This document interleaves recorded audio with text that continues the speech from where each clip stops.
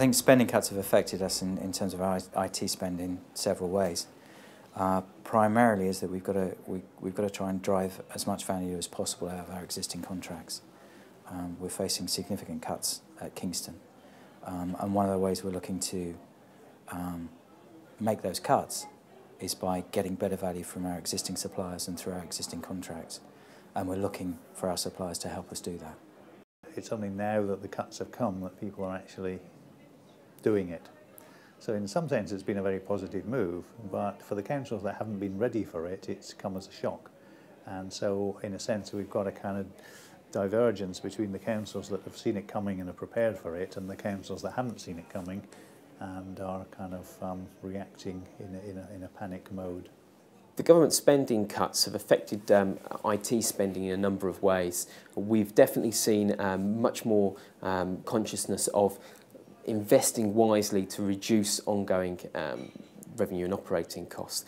Public sector organisations are looking at making sure that their investments have big payback moving forwards.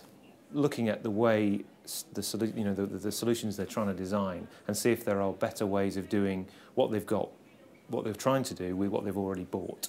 NETGEAR looks at this in terms of smart IT, not big IT. It has to be reliable, affordable, and simple. And that transforms the way these customers are solving those problems, using less money, less time, less personnel to achieve the same results. And that's exactly what public sector is asking for.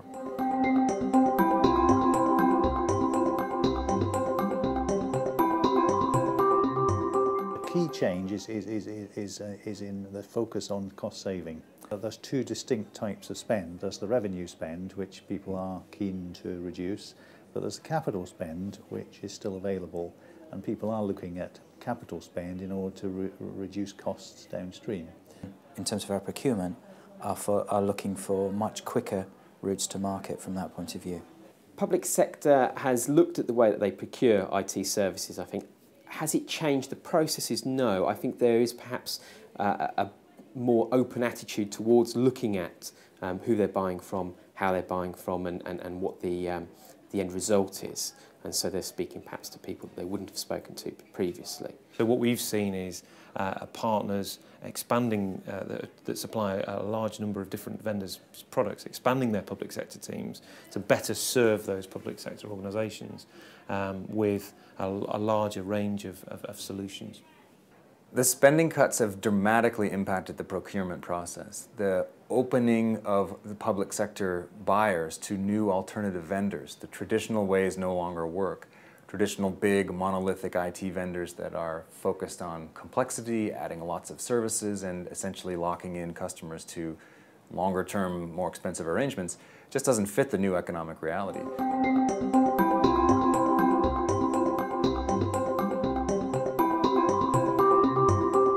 The other implication on our procurement from the cuts is that we're looking at different ways of procuring it.